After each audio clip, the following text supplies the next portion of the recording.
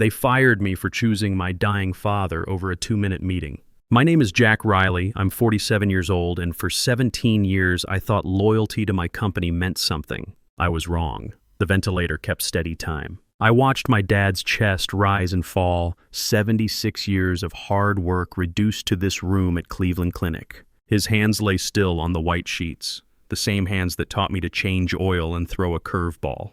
I'd been in that chair since 3 a.m. when the call came. The drive from my apartment in Lakewood had been empty highways through the old steel corridor, past the shuttered mills between Cleveland and Youngstown. Now, at 7 a.m. on a Sunday morning, just the hiss of oxygen and monitors. Those hands told a story. 43 years at Consolidated Steel in Youngstown, furnace tender to floor supervisor. Scars from molten metal, fingernails stained from industrial grease. Crooked pinky finger broken in a machinery accident, never properly set because he couldn't miss work. A man shows up, he used to say, fixing something in our garage on Saturday mornings. I was 8 when he first said it, watching him change transmission fluid in our old Chevy. He said it again when I left for the Army at 18. Said it a third time when I took the job at Bramble and Crest Logistics 17 years ago. Back then, I thought I understood what he meant. Show up for work, be reliable, do your job. But sitting in that hospital chair, watching the man who taught me everything about honor and duty fight for each breath,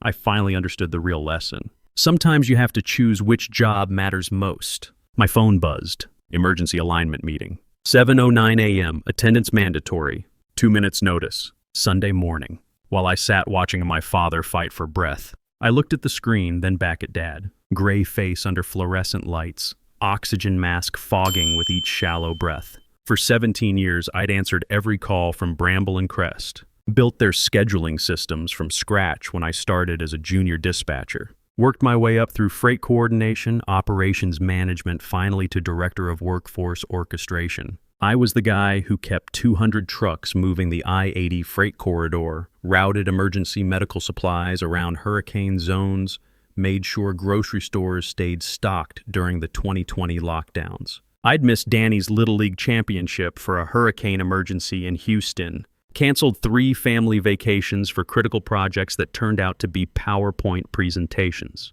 Worked through Christmas dinners, Easter brunches, birthday parties. I'd given Bramble and Crest everything. Nights, weekends, holidays, family time. All because I believed showing up meant saying yes to everything. But sitting there, holding my father's hand while machines kept him alive, I realized I'd been showing up for the wrong things. The choice was simple. I typed to my team, status in hospital with Dad, log and update me if critical.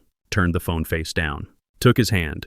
For 17 years, I'd been Bramble and Crest's go-to guy. The company had been different when I started.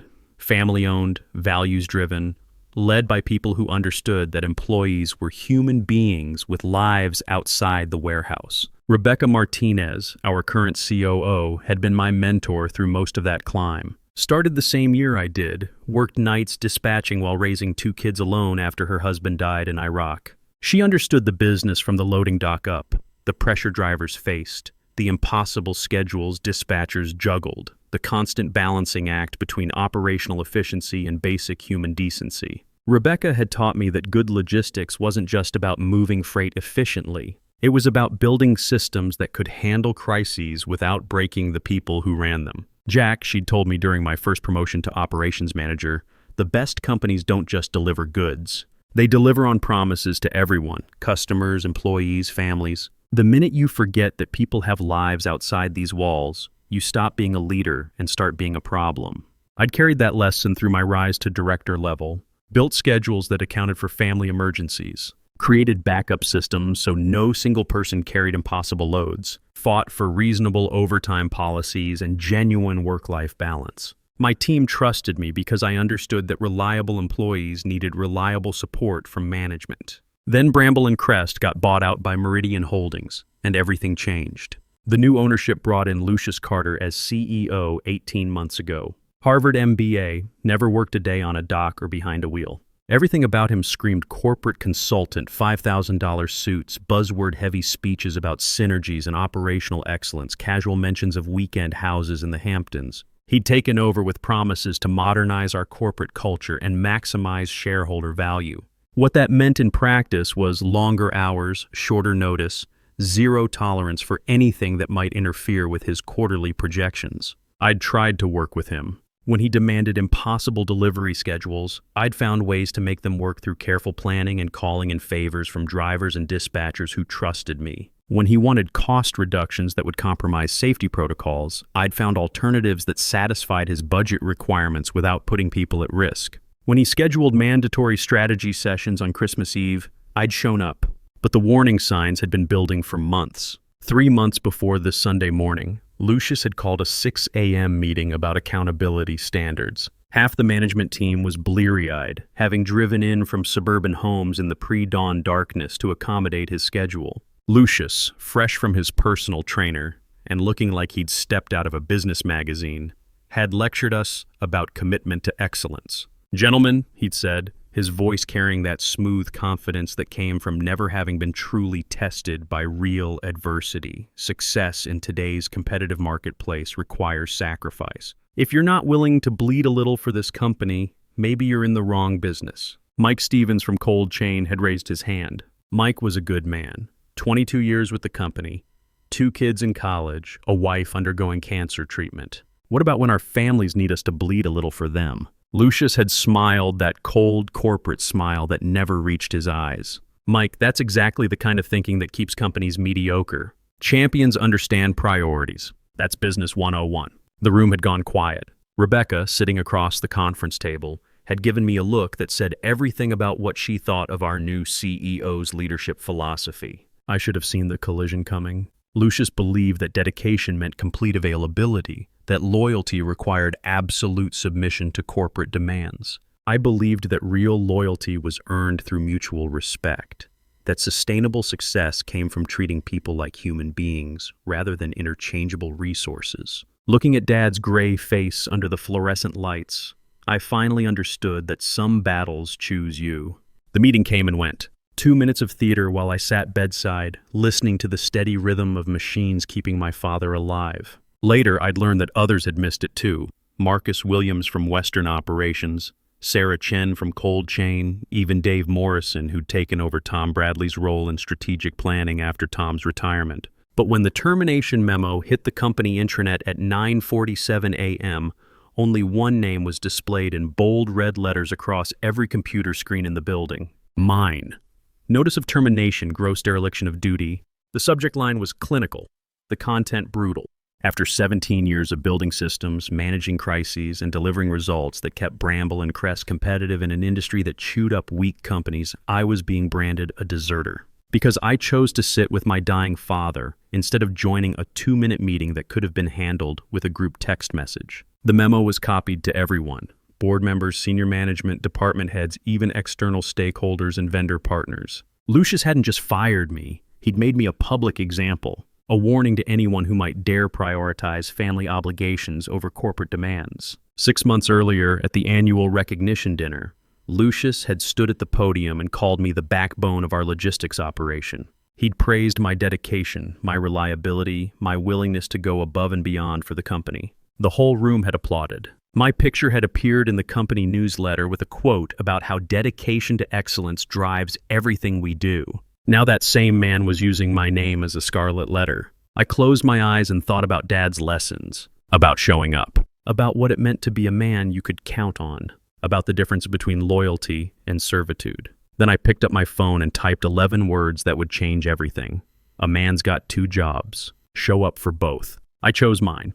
I sent it to my team chat and put the phone away. No explanation, no defense, no corporate speak about work-life balance. Just the truth, stripped down to its essence. Within minutes, the message was spreading beyond my immediate team. What happened next surprised everyone, starting with me. At Bramble and Crest, we had an unspoken hierarchy of toughness. The drivers looked up to the dispatchers who coordinated their routes and handled their problems. The dispatchers respected the operations managers who kept the whole system running smoothly. And everyone, absolutely everyone, deferred to Marcus Williams. Marcus Steele Williams, they called him, though never to his face. 15 years running Western operations, covering everything from Detroit to Denver.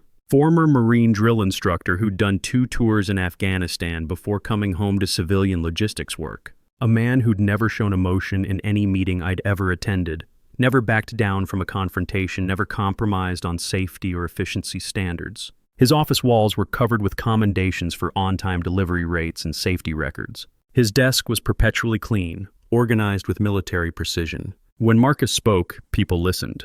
When he made a decision, it stuck. He was the kind of manager who could handle a blizzard shutting down I-80, a wildfire blocking routes through Colorado, and a driver shortage in the same week without breaking a sweat. His phone call came first, less than an hour after my message had started circulating through company chat groups. "Jack," he said, his voice carrying that familiar gruff authority that had commanded respect from drivers and executives alike. "I heard what happened. My resignation's already in Carter's inbox." I was still processing this when he continued, his tone shifting to something I'd never heard from him before, something almost vulnerable. "You need to know something, brother. My daughter Emma had leukemia when she was 6 years old. She's fine now, 28, married, kids of her own. But there were months back then when I didn't know if she'd make it.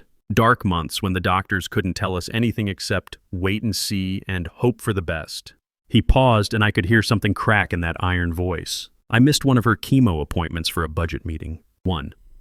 She never said anything about it, never complained, never made me feel guilty. But I remember sitting in that conference room listening to some bean counter talk about cost centers and operational efficiency while my little girl was getting poison pumped into her veins to save her life. Another pause, longer this time. "Been in this business 20 years, Jack. Worked for good companies and bad ones, smart bosses and stupid ones. But I've never seen anything like what Carter just pulled. Firing a man for staying with his dying father? That's not business. That's cruelty dressed up in corporate language." He cleared his throat, and when he spoke again, his voice had returned to its normal command tone. "I won't work for a man who punishes a father for staying with his family." "Roger that, brother?" "Roger that," I managed to say, still stunned that Marcus Williams, Steele Williams, had just opened up about the most painful period of his life to explain why he was throwing away a career over my termination. The cascade that followed was like watching dominoes fall in perfect sequence. Tom Bradley called next, 15 minutes after Marcus.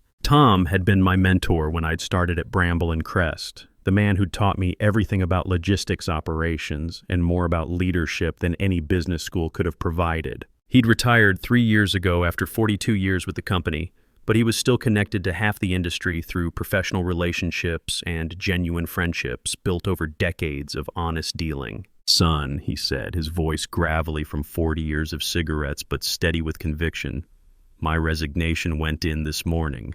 Told Lucius exactly what I thought of his leadership style. Used some words I probably shouldn't have, but I stand by every one of them. Tom had been there when the company was still family-owned, when the original owners understood that treating employees well wasn't just good ethics, it was good business. He'd seen the industry change, watched companies rise and fall based on how they treated their people during crisis moments. "Back in my day at this mill, a man's word meant something," he continued. "Your father taught you right, Jack. Family first, work second. Everything else is just details." Then came the avalanche. Mike Stevens from Cold Chain called to say his resignation was already submitted. His wife was in remission from cancer, and he'd been thinking about work-life balance a lot lately. "I can't work for someone who thinks family obligations are excuses," he said simply.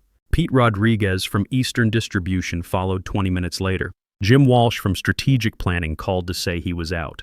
Dave Morrison from Tom's old department submitted his resignation with a note that read simply, "Effective immediately. Personal reasons." By noon, 13 resignations had hit Lucius Carter's inbox. 13 men who'd worked their way up from drivers and dock workers to management positions. Men with mortgages and kids in college, men who'd planned to retire from Bramble and Crest, men who'd built their careers on the foundation of showing up when called upon. Men who'd chosen principle over security. Each resignation was different in its specific language, but they all carried the same essential message: I don't work for dishonorable men. The resignation letters weren't coordinated. There hadn't been time for that. They were individual decisions made by men who'd reached the same conclusion independently, that some lines shouldn't be crossed, some principles shouldn't be compromised, some behavior shouldn't be tolerated regardless of the personal cost. My simple message, a man's got two jobs. Show up for both. I chose mine. Was spreading beyond our company like wildfire through dry grass. Screenshots appeared in trucking forums and logistics industry chat groups. CB radio chatter picked up the story and carried it across the interstate highway system. Someone had posted it on LinkedIn where it was being shared by operations managers and freight coordinators across the Great Lakes region. What had started as my personal response to an impossible choice was becoming something bigger, a rallying cry for everyone who'd ever been forced to choose between work demands and family obligations, a reminder that there were still men willing to stand up for principles even when it cost them something. By 2 p.m., the company intranet was buzzing with activity that Lucius couldn't control. Drivers were printing out my message and taping it to their dashboard radios. Dispatchers had made it their computer screensavers. Someone in the main warehouse had spray-painted "A man's got 2 jobs" on the break room wall in letters 3 feet tall before security could stop them. The message was simple, direct, and impossible to spin. It didn't attack Lucius directly or criticize company policy. It just stated a truth that resonated with anyone who'd ever struggled to balance competing loyalties, that sometimes you have to choose what matters most. At 3:30 p.m., Lucius tried to regain control of the narrative. Every employee received a link to a live video stream. CEO address, immediate viewing required. I watched from my phone in the hospital corridor, earbuds in, as Lucius sat behind his mahogany desk looking directly into the camera. His hair was perfectly styled, his suit immaculate, his posture radiating the kind of confidence that came from never having been truly challenged by circumstances beyond his control. "We uphold standards at Bramble and Crest," he began, his voice carrying that smooth corporate authority that had impressed the board of directors when they'd hired him. Standards of performance, standards of commitment, standards of professional conduct. If you cannot meet those standards, the solution is simple: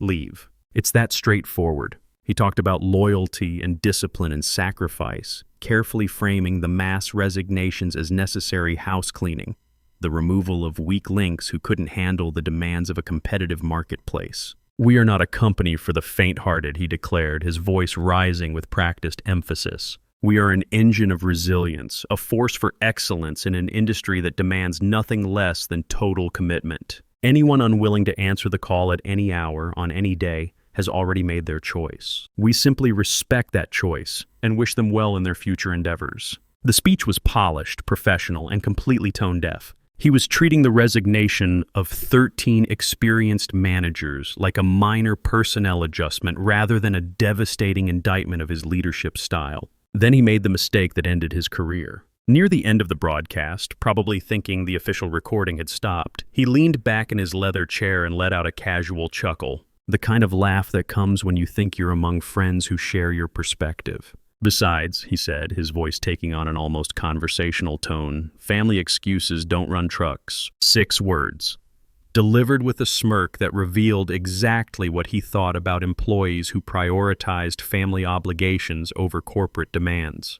Within an hour, that clip was everywhere. Not the whole speech with its careful corporate messaging, just those 6 words and that dismissive laugh. Shared and reshared across every platform the company's drivers and warehouse workers used. Posted in trucking forums, logistics industry groups, social media pages where blue-collar workers gathered to discuss their jobs and their frustrations. The backlash was swift and brutal. These were men who worked overtime to support their families, who missed school plays and birthday parties to keep the supply chain moving, who'd given years of their lives to companies that promised loyalty in return for dedication. Hearing their CEO laugh about family obligations was like watching him spit on everything they'd sacrificed. While employees across the company and throughout the industry seethed over Lucius's careless words, Champ Patel was quietly doing what lawyers do best, reading the fine print and finding the flaws that destroy seemingly solid cases. Cham was our general counsel,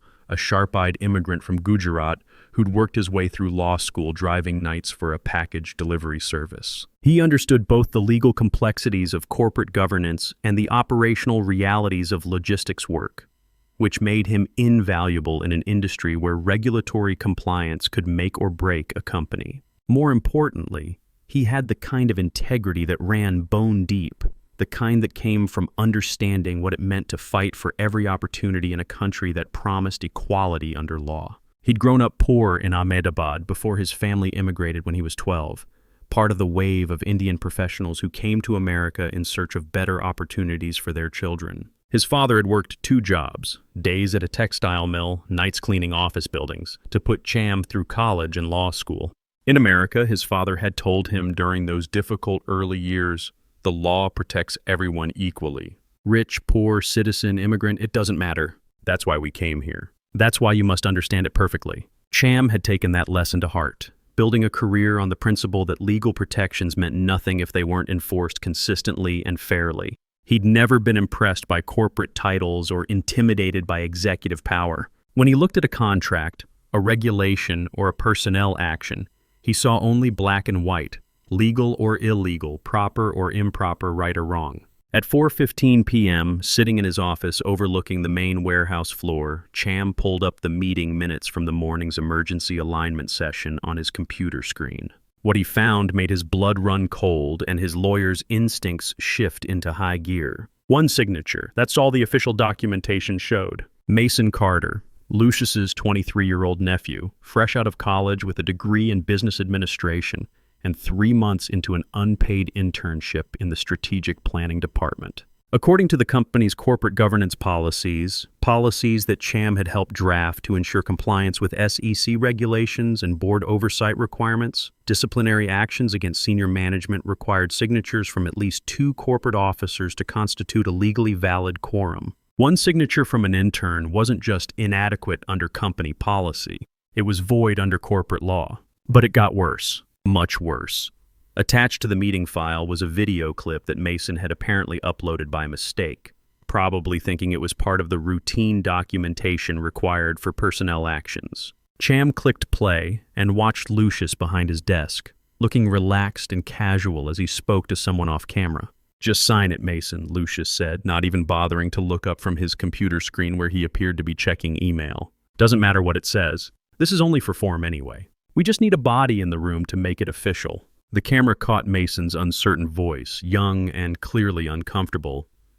"But Uncle Lucius, shouldn't there be other officers present for something this serious? I mean, firing a director-level employee seems like..." "Mason." Lucius's tone shifted, becoming sharp and authoritative. "We've discussed this. You want to learn how business really works? This is how it works. Sometimes you have to make hard decisions quickly without getting bogged down in bureaucratic procedures. Sign the paper." There was a pause, then the sound of paper rustling and a pen scratching across documents. "Good," Lucius said, his voice returning to its casual tone. "Now you understand how real leadership operates. Sometimes the rules are just suggestions." Cham watched the clip twice, his lawyer's mind automatically cataloging the legal implications. Falsification of corporate records, deliberate circumvention of governance procedures, a CEO instructing a family member to create fraudulent documentation for a personnel action. In the context of a publicly traded company with SEC oversight and shareholder accountability requirements, it wasn't just unethical, it was potentially criminal. The video was devastating evidence of deliberate procedural violations, but it was also something more. Proof that Lucius Carter viewed corporate governance as an obstacle to his personal authority rather than a framework for legitimate business operations. At 4:30 p.m., Cham drafted a memo to the board of directors. His language was precise, clinical, and utterly damning, the termination of Mr. Riley appears void ab initio, as the meeting minutes contain no valid officer signatures as required by Corporate Governance Policy Section 4.2.1. Furthermore, attached video evidence suggests deliberate procedural circumvention with possible falsification of corporate records, creating liability exposure of significant magnitude under SEC regulations and potential criminal statutes. He didn't editorialize or speculate about motives. He simply laid out the facts in language that any competent attorney would recognize as a legal disaster waiting to explode. By 5 p.m., every board member had received the memo along with copies of the video evidence. By 6 p.m., emergency board meetings were being scheduled for that evening. By 7 p.m., outside counsel was being consulted about liability exposure and damage control strategies. Lucius Carter had tried to destroy me with paperwork and procedure using the very corporate systems he'd been hired to manage. Instead, he'd used those same systems to destroy himself. The emergency board meeting ran until nearly midnight on Sunday, but I knew none of this as it was happening. I spent that night in the hospital, dozing fitfully in the uncomfortable chair beside Dad's bed, holding his hand and listening to the rhythmic sound of machines keeping him alive. Around midnight, Dad's eyes had flickered open. He'd looked at me for a long moment, his gaze surprisingly clear and focused despite the medications and the oxygen mask. "You stayed," he'd whispered through the plastic mask, his voice barely audible but unmistakably satisfied. "Where else would I be?" I'd asked, squeezing his hand gently. He'd squeezed back with surprising strength for a man who'd been unconscious for most of the day. Called Danny earlier before they brought me here. Told him what happened with your job. He said to tell you he's proud of his old man. Danny had been 16 when this whole ordeal began. My son living with his mother in Parma since our divorce 3 years ago. Smart kid, honor roll student, better at seeing through people's nonsense than I'd been at twice his age. The fact that he was proud of me for choosing family over corporate demands meant more than any performance review or recognition dinner ever could. Monday morning brought phone calls and news I hadn't expected. Tom Bradley called first, his gravelly voice carrying a note of satisfaction I hadn't heard since his retirement party. Board met all night, son. Lucius is out.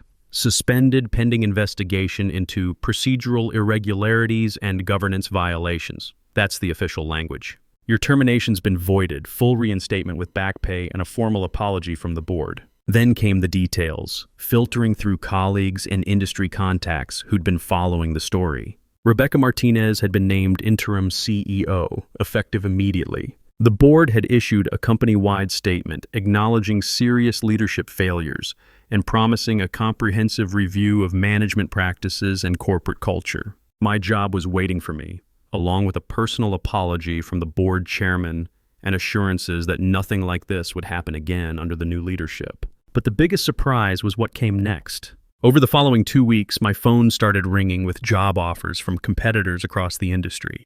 Word travels fast in the logistics world, especially when it involves a story as dramatic as mass resignations and CEO terminations. My response to an impossible choice had made the rounds at competitor companies, and apparently the kind of man who would sacrifice his career to stay with his dying father was exactly the kind of leader they wanted running their operations. The first call came 3 days after my reinstatement. Jim Peterson from Midwest Freight Solutions, our biggest regional competitor. Jack, I've been following what happened at Bramble and Crest. We've been looking for someone with your operational experience and frankly your character. Are you interested in a conversation? Similar calls followed from Continental Logistics, American Supply Chain Systems, and half a dozen smaller regional carriers. Each company wanted to meet in person to verify that the man they'd heard about was real and to explore whether he might be interested in bringing his skills and principles to their organization. The offers kept coming. Formal interviews, detailed discussions about operational philosophy, reference checks that stretched over weeks, salary negotiations that involved significant increases over my current compensation. 30% salary increase, full benefits package, stock options, and a signing bonus, Peterson said during our final conversation, plus complete authority over operations with a seat on the executive committee. Jack, you'd be reporting directly to our CEO with full autonomy over staffing and policy decisions. It was surreal. 2 weeks earlier, I had been branded a failure and publicly humiliated for choosing family over corporate demands. Now I was being courted by companies offering substantial promotions and salary increases specifically because I demonstrated the kind of character they wanted in their leadership teams. The most unexpected call came from Mason Carter, Lucius's nephew, his voice shaky and young over the phone connection. "Mr. Riley, I'm so sorry," he said, the words tumbling out in a rush of guilt and embarrassment. I didn't understand what I was signing. Uncle Lucius said it was just paperwork, that it didn't matter, that it was all routine corporate stuff. I should have asked more questions. I should have refused. He paused, taking a shaky breath before continuing. "I'm sending you the full video file of that meeting. All of it, not just the clip that got attached to the personnel records. Do whatever you need to do with it. I know it doesn't fix what happened, but maybe it'll help prevent something like this from happening to someone else." I looked at the email attachment for a long moment, nearly 20 minutes of video that would completely destroy whatever remained of Lucius Carter's professional reputation. Then I deleted it without watching. Some battles end when your opponent defeats himself. There's no honor in kicking a man when he's already down, especially when that man has a young nephew who's learned a hard lesson about the difference between family loyalty and moral courage. Dad came home on Thursday, weak but breathing on his own, stubborn as ever about accepting help with basic activities. I took a week off, the first real vacation I'd had in 3 years, to help him get settled back into his house on Maple Street in the old Steelyard district, the same house where I'd learned to throw a spiral pass and change brake pads on Saturday afternoons. The house looked smaller than I remembered from childhood, but it was still unmistakably Dad's domain. Tools organized with military precision in the garage, coffee maker programmed to start at 5:30 a.m. even though he wasn't working anymore. The kitchen table still bearing rings from countless mugs of black coffee shared over morning newspapers and discussions about the Cleveland Browns' prospects for the upcoming season. We didn't talk much about what had happened at work during those first few days. Dad wasn't one for long conversations about feelings and personal revelations, and neither was I. But on Friday evening, as I was helping him organize his medications and understand the new dietary restrictions his cardiologist had imposed, he looked up at me with those clear blue eyes that had guided me through 47 years of life. "Talk to Danny while you were at the store," he said, his voice stronger than it had been since the heart attack. "Told him about what happened with your job, about the company bringing you back and all those other places wanting to hire you." "What did he say?" Dad smiled, the first real smile I'd seen since before his medical emergency. "Said he always knew his old man was tough, but he didn't know you were smart enough to know when not to fight." That hit me harder than any praise from a CEO or recognition from industry peers ever could. "He said something else too," Dad continued, his voice taking on the tone he'd used when I was young and he had important lessons to teach. "Said he's proud that his dad knows the difference between a job and family. Said maybe when he has kids someday, he'll remember what you did and make the right choice when his time comes." He paused, looking out the kitchen window toward the backyard where he'd taught me to hit curveballs and change spark plugs. "Your mother would have been proud, son. She always said you had a good head on your shoulders, that you'd figure out what mattered most when the time came." Guess she was right. I had to look away, busying myself with organizing pill bottles that didn't really need organizing. "You did right, son," Dad continued. "A man's word to his family comes first. Everything else is just business. Took me too many years to learn that lesson myself, but you figured it out when it counted." That weekend, I made my decision about the job offers. I called Jim Peterson first. "Jim, I appreciate the offer. I really do. The salary increase, the promotion, the autonomy, it's everything I could ask for professionally." "But?" he asked, hearing the hesitation in my voice. "But I'm staying put. My team is here. The people who stood up for me when it mattered, who put their own careers on the line because they believed in doing the right thing. They deserve leadership they can trust. Rebecca Martinez is building something good at Bramble and Crest, and I want to be part of that." I made similar calls to Continental, to American Supply Chain, to all the others. Same message, delivered with the same conviction. I was staying home, staying loyal to the people who'd shown loyalty to me, staying committed to building something better rather than just taking something easier. Rebecca Martinez officially became permanent CEO 3 weeks later, after a unanimous vote of confidence from the board of directors. She'd come up through operations like me, understood the business from the ground up, and had the trust of employees at every level of the organization. Her first company-wide meeting was different from anything we'd experienced under Lucius or any of the previous corporate leadership. No grand conference room with mahogany tables and leather chairs. No PowerPoint presentations about quarterly projections and market positioning. Instead, she set up in the main warehouse, speaking to assembled groups of drivers, mechanics, dispatchers, and office staff all gathered together on the concrete floor where the real work of the company got done. "Look, we screwed up," she began, her voice carrying across the concrete space without the aid of a microphone or the barrier of corporate formality. "We let leadership forget that you're people with families and responsibilities, not just employee numbers on spreadsheets. We let someone turn this company into a place where doing your job well wasn't enough, where you had to choose between work and family to prove your dedication." She paused, looking directly at a group of drivers in the back who'd known her since her days dispatching night routes. "That's not happening again. Not on my watch. When your kid's sick, you go. When your parent's in the hospital, you go. When your family needs you, you go. When we need you here for legitimate business emergencies, you show up. Simple as that. We succeed by treating each other like human beings." Her first official policy memo landed in everyone's inbox that afternoon. Family emergency leave protocol. Immediate supervisor authorization sufficient. No advance notice required for medical emergencies involving immediate family members. No penalty for prioritizing family obligations during genuine crisis situations. It was exactly the kind of policy that should have existed all along, the kind that recognized that employees were whole human beings with complex lives rather than corporate resources to be deployed at will. Of the 13 men who'd resigned in solidarity with my termination, 11 came back within a month of Rebecca's appointment as permanent CEO. Marcus Williams returned first, his simple email to Rebecca reading, "If Jack Riley's staying and you're serious about changing the culture, I'm staying too." The others followed, one by one, as they became convinced that the company was genuinely committed to operating differently. 2 chose to stay gone. Tom Bradley remained in retirement, though he sent a handwritten note saying he was proud of how things had turned out and that maybe there was hope for corporate America after all. Pete Rodriguez took a position with a smaller regional carrier closer to his hometown, saying it was time for a change and that he'd learned some important lessons about what mattered most in life. On my first day back after Dad's recovery, I found a note on my desk from Marcus. "Welcome home, brother."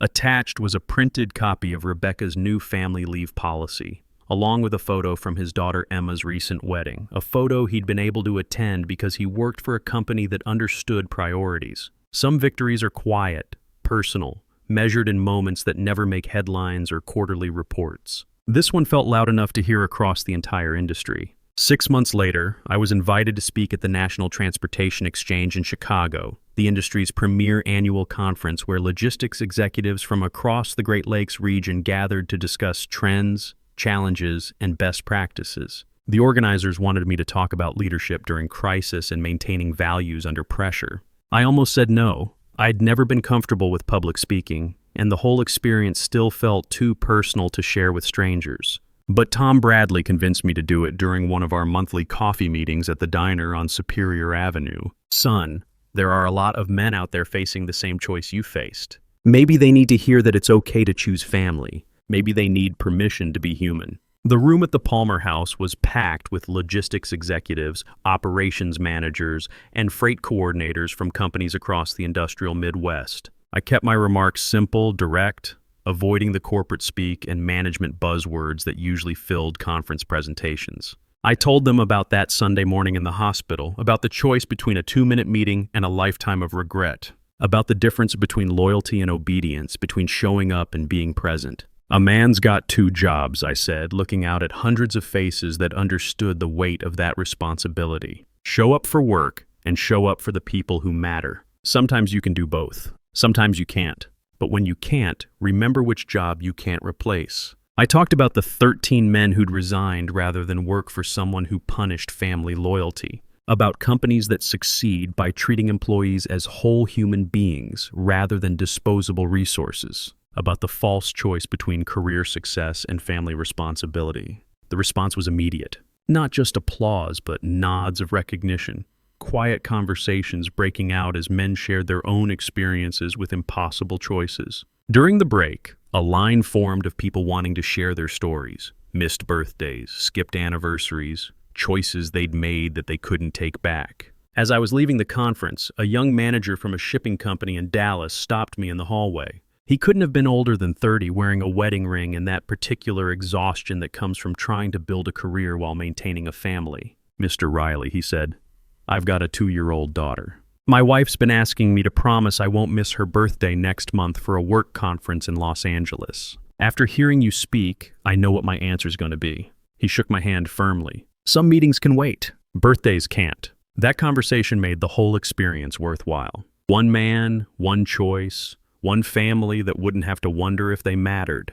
Today marks 2 years since that Sunday morning in the hospital. Dad is doing well, still stubborn, still insisting he doesn't need help with everything, but stronger. His cardiologist says he's exceeded all expectations for recovery. We have dinner every Sunday now, a tradition that started in that ICU and continues at his kitchen table, usually after Browns games when the weather's good enough for him to complain about their coaching decisions. Danny graduated high school last month as valedictorian, 2 years after this whole ordeal began. He's headed to Ohio State on a partial academic scholarship, planning to study engineering. His graduation speech mentioned learning about integrity from watching his father make hard choices. I had to step outside during that part.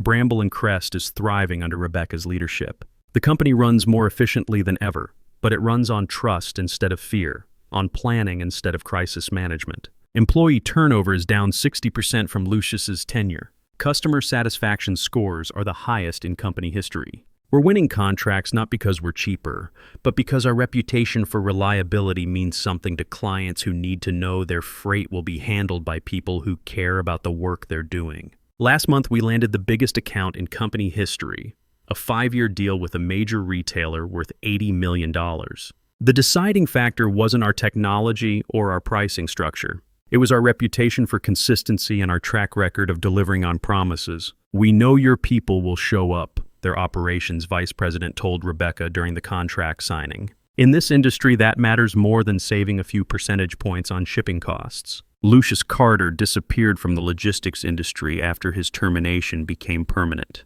Last I heard, he was consulting for tech startups in Silicon Valley, far away from any business where people count on each other to show up when it matters. Mason transferred to a different company in a different industry and, by all accounts, is learning to ask better questions before signing documents that affect other people's lives. The 13 men who stood up when it mattered, we still get together for beers when we're in the same city, a brotherhood forged in principle that tends to last. Marcus Williams got promoted to vice president of operations under Rebecca's leadership. Mike Stevens beat his wife's cancer and learned to prioritize family time. Tom Bradley enjoys retirement and sends Christmas cards with updates about his grandchildren. My phone still buzzes with urgent requests and emergency meetings. But now I know the difference between urgent and important, between a crisis and theater. And when that phone buzzes at 7 a.m. on a Sunday morning, I check it twice before I move, because a man's got 2 jobs. And I plan to show up for both. The choice between work and family isn't always clear-cut. Most of the time, you can find ways to handle both responsibilities without sacrificing either. But when life forces you to choose, when the stakes are real and the decision matters, you learn what you're really made of. I learned that loyalty is a two-way street. That real leadership means creating systems that don't force impossible choices. That companies succeed when they remember that employees are human beings with lives that matter beyond quarterly earnings reports. But mostly, I learned that Dad was right all along. A man shows up. The trick is knowing where you're needed most. What do you do when someone challenges your principles? How do you handle it when you're forced to choose between competing loyalties? Share your thoughts below, and if this story resonated with you, pass it along to someone who might need to hear it. Sometimes the most important lesson isn't about climbing the ladder faster. It's about knowing when to stop climbing and start living.